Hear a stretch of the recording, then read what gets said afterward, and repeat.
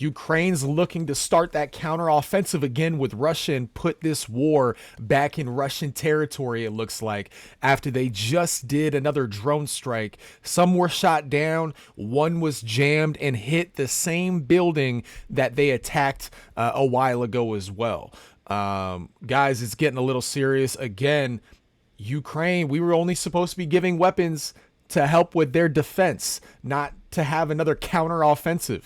That's how this war is going to keep on going. But we're going to keep getting into it, guys. We got some good articles to go over, and just to give us a little bit more insight on what's going on, because it looks like after that drone strike, Russia decided to do another attack, a drone strike as well. And a lot of theirs were jammed and shot down as well. But the biggest thing is they attacked grain silos that were at little ports of entry over in Ismail, which is right on the border of Romania. I know we don't know that whole area, guys, but that's a very important and strategic area, and has a lot of grain that feeds a lot of countries around the world. So this is a big deal, and it can really affect us price wise and everything going down the road too. So we're going to get into it, guys. But happy Wednesday. I'm your host, Andrew Curiel. Welcome to Get Into the Facts, and we're going to get right into it, guys. So let me get this right over here. We have this from AP News. A drone attacked a skyscraper in central Moscow, the capital of Russia, early Tuesday for the second time in around 48 hours, damaging the building's facade and further underscoring the Russian capital's vulnerability. Russian authorities accused Ukraine of staging the assault. An advisor to Ukrainian President Volodymyr Zelensky tweeted that Moscow is rapidly getting used to a full-fledged war without confirming or denying Kiev's involvement. Guys, I'll tell you right now, they did it. Okay, like it doesn't take a brain science or a rocket scientist to really understand that Ukraine was the one who did it. And if Ukraine didn't do it, one of the NATO countries that's helping out Ukraine did it. So come on, like, let's just stop playing games. We know what this war is by now. You know what I mean? So Russian officials have claimed that the repeated attacks on the capital region reflect failures in Ukraine's counteroffensive to recapture Russian-occupied territory. Zelensky said over the weekend that the war is gradually coming back to Russian territory, but he stopped short of taking responsibility. Again, just stop playing games. You know you did it. And again, I'm saying this without actual hard evidence that they did do it, but come on, guys, they're going back and forth. This is a war, so I mean, it is what it is. Russia's defense ministry said it shot down 2 Ukrainian drones outside Moscow and jammed another, sending it crashing into a skyscraper and damaging the building's facade. The attack happened in a business district of high-rise office buildings known as Moscow City, west of the Kremlin. Moscow Mayor Sergei Sobyanin said the drone crashed into the same building that was damaged Sunday in a similar attack. IQ Quarter, located 7.2 kilometers, which is 4.5 miles from the Kremlin, houses multiple government agencies, including the headquarters of the Ministry of Economic Development, the Ministry of Digital Development and Communications, and the Ministry of Industry and Trade. The mayor said the attack on Tuesday did not result in any casualties. It wasn't clear why the same building was hit twice in a row. In both attacks, the Russian military said the drones that hit the skyscraper were jammed before crashing, which elicited questions from even the staunchest supporters of the Kremlin. Yeah, I mean, if it hit the same building on different days, I don't know if you really jammed that drone to not hit its target. I'm pretty sure it was going for the same one, especially if it's housing important people that are a part of the government in the Kremlin. So it's getting crazy, guys. They're really making strategic attacks now on both sides. Both sides are. And again, guys, I just want to reiterate, the United States was not supposed to be sending counter-offensive weapons. We were supposed to be sending defensive weapons. Defensive weapons. So again, it really shows that this is just a proxy war between NATO countries, mainly the United States, because we're freaking funding this entire thing without the average American's favor in it, because the vast majority of people do not want I think we're at like $77 billion that we've already sent over.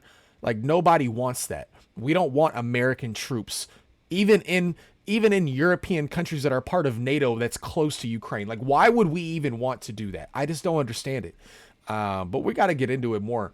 Right down here, the Russian military also said Ukrainian forces tried to attack two of its warships in the Black Sea using maritime drones. 3 drones targeted 2 patrol vessels, Sergei Kotov and Vasily Bykov, 340 kilometers, 210 miles southwest of the Russian-controlled city of Sevastopol on the Crimean Peninsula, the defense ministry reported. All 3 drones were destroyed, the report said. The government of the Sevastopol region, Mikhail Rasvasahev, Jesus, these names are crazy, said a drone was shot down about 10 kilometers, 6 miles east of the city on Tuesday evening, causing a brush fire. The attacks on Moscow and Crimea, which Russia illegally annexed from Ukraine in 2014, follow a deadly Russian military strike on Kryvyi Rih, which is Zelensky's hometown in central Ukraine. So again, guys, this is just getting... It's ramping up. It's ramping up, and I feel if it can't keep going this way for too long. We're going to get to a point where Russia's going to get sick and tired of they're not fighting Ukraine, and they know it. All the media in Russia right now, they're all saying that this is a war between NATO and Russia, not Ukraine. So how long is Russia really going to be okay? And I mean, they're not okay with it right now, but how long are they not going to do something drastic, which we're thinking nuclear weapons of some sort? When are we going to push them over the edge? That's my thing.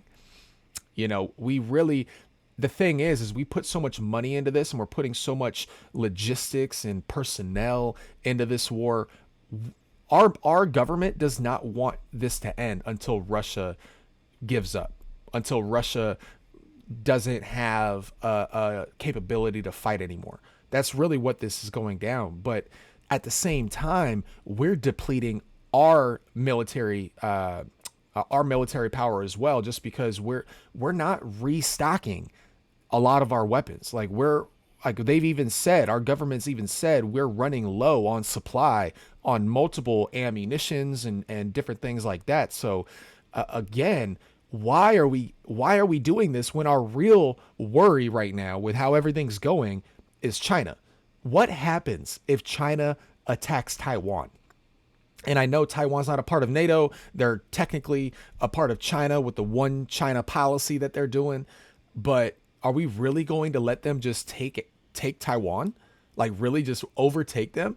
At this point, I don't even think we have the capability to have a war on 2 fronts. Like if this keeps going, because it looks like this Russia-Ukraine thing is nowhere near done.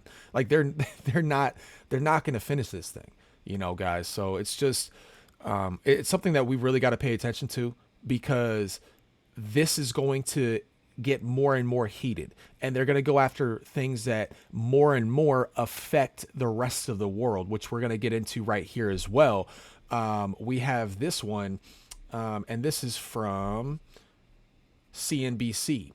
Ukraine's air defenses shot down 23 drones during overnight attacks on Kiev and Odessa regions from Russia, the country's military authorities said, while Russia struck ports and grain stocks in the country's south, creating raging fires. Now, this is important, guys. Quote unquote, the Russians attacked warehouses and grain elevators. Almost 40,000 tons of grain were damaged, which was expected by the countries of Africa, China, and Israel. Ukrainian infrastructure minister Alexander Kubrikov said, warning that such attacks were a threat to the world. Guys, 40,000 tons of grain were damaged. Just again, let's just keep it in realistic terms. 43,000 tons of grain. That was supposed to go to 3 to 4 countries right there. Like this is getting, it's going to hit us if it keeps going down this way. If they keep attacking these grain silos and they keep going after the exports that Ukraine gives, which is mainly wheat. I mean, that's why this is important. Ukraine is considered the breadbasket of Europe. Like that is what they're considered. So this type of thing is very detrimental, especially to African countries. Like a lot of these African countries are not wealthy like the United States. I mean, there's really not that many countries at all that are as wealthy as the United States. So these grain deals, like this is like life or death for a lot of regions in Africa. So this is a huge deal. And again, it's not hitting the United States yet, but if this keeps going, I mean, 40,000 tons of grain were damaged in one attack. I mean, guys, they're going to keep going at this. And this is just it's something that we really got to pay attention to, and we really need to put more we need to put more pressure on our politicians to do what the American people want you to do for our country. This is our government is supposed to be a government for the people, by the people. Okay, that it's plain and simple. It's always been that way.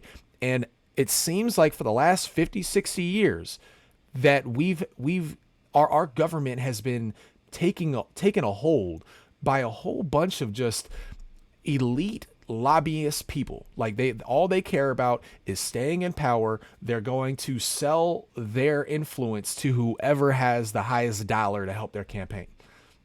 And we need to get away from this, guys. Like we really need to be getting away from this. So again, I just think it's important that we stay on top of this. You know, we really got to stay on top of this. And I got this video over here too. It's just a little breakdown. And it's going to be, let me see, who is it? CBS News. And it just gives a little breakdown on this. It's about a minute and so long. So let's take a look and see what they got to say. Seems like Russia is trying to send some sort of a message because sort of damaging these port areas or where areas where agriculture is being stored doesn't seem to be making much of a difference in terms of the progress of the war, but it's sending a message. What do we know about this Black Sea grain deal? Is there a possibility that it could be revived, that Russia will come back to the table? Actually, we are hearing there may be some interest from Russia, and that's coming from the U.S. ambassador to the UN, Linda Thomas Greenfield, along with, from Russia, Kremlin spokesman Dmitry Peskov. Now, the ambassador says the U.S. has been told that Russia is prepared to come back to talks, but also she said she's actually not seeing any evidence just yet. As for Peskov, he said that Moscow is ready to return and without delay, but after the conditions for Russia are fulfilled. And of course, that begs the question, what are those conditions? The Kremlin's top demand is to be reconnected to the SWIFT global payment system. Another demand is for its ammonia pipeline to be restarted, ammonia necessary to make fertilizer via Ukraine, and that pipeline is the longest in the world. Well, on the other side of the country. I mean, guys, I don't see that ever really happening with what they're talking about here. We're not going to allow Russia back into the SWIFT payment system. We're just not going to do it. We're trying to cripple Russia's economy. We're trying to cripple their ability to defend themselves from a world stage like the United States. We're trying to just kind of eliminate what Russia can do. Because they are technically still a superpower in this world. And are they weaker than they used to be? Yeah. But do they still have weapons of mass destruction? Yes, they do. They have more nuclear weapons than the United States. And according to some reports, they may have some of the most advanced weapon systems when it comes to nuclear missiles that's available. So it's not like we can take Russia lightly when it comes to this stuff, guys. Like we can't. It's going to be detrimental if we do. But at the same time, we're pushing Russia into a corner. They have no choice but to keep fighting this fight.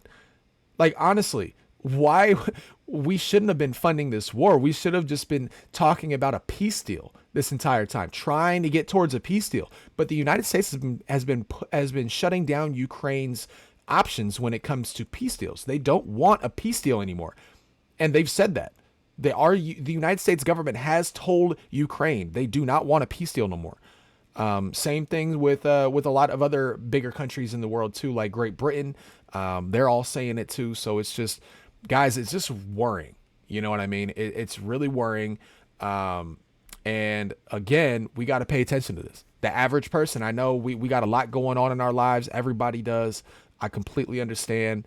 But that's why I want to do these podcasts, do these videos. So while you're driving to work or driving wherever you need to, you can throw this on knowing that I'm going to pull up some articles. We're going to watch a clip if we got a good clip that gives a little bit of insight. We're going to do everything we can to at least just stay a little bit informed. You know what I'm saying? So I hope you guys like the content today. Make sure we smash that like button, subscribe to the channel if you haven't already. We're still growing, guys. So we're just going to keep making this production as good as we can. All right. But have a happy Wednesday. We're halfway through the week. Stay blessed, and I'll see you on the next video.